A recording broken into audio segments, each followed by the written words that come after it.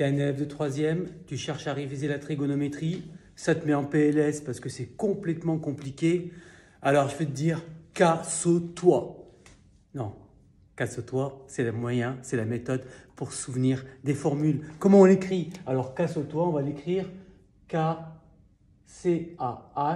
so, S-O-H, et toi, T-O-A. Très important. Grâce à ça, on va se rappeler de toutes les formules de trigonométrie. Je vais prendre un cas simple, un exemple simple pour que tu puisses comprendre assez facilement. Je prends un triangle rectangle. Alors, je ne t'ai pas dit, mais ça s'applique que sur un triangle rectangle que je vais appeler A, B et C. Je vais mettre de longueur ici. On a 3 cm. Là, on a 7 cm. Et l'objectif, c'est de calculer cet angle-là que je peux appeler B.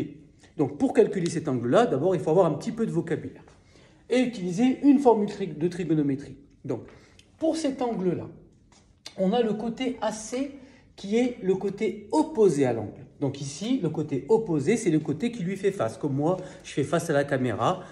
Ici, le sommet B fait face au côté AC. Donc, on n'a pas de mesure, donc on ne va pas utiliser ce côté opposé. Par contre, le côté qu'on a indiqué 3 cm, c'est le côté adjacent.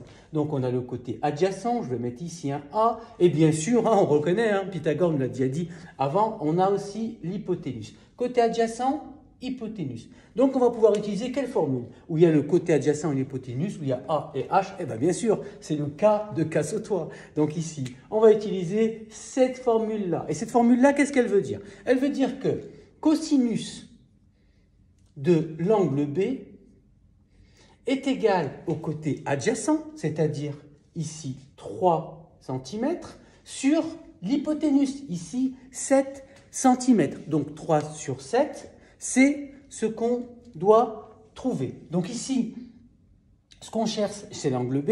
Donc sur ta calculatrice, tu as 3 touches importantes. Sinus, cosinus, tangente. Et 3 autres touches, pour les avoir, il faut faire soit shift, soit seconde. Arc cosinus, arc sinus et arc tangente. Donc ici, comme on veut l'angle B, on va faire arc cosinus. Donc arc cosinus grâce à sa calculatrice. Arc cosinus de B. Pardon. Pas de B, de 3 septièmes, 3 divisé par 7, et on obtient 64,6. 64,6, alors j'arrondis au dixième, puisque derrière le 6, on a un 2, et on arrondit donc à 6. Donc, l'angle B est égal à 64, environ égal à 64,6 degrés. Et là, c'est fini, tu sais maintenant calculer un angle. Exerce-toi sur cet exemple-là et je ferai une vidéo pour calculer une longueur cette fois-ci avec le même type de formule. Alors, c'était pas mal.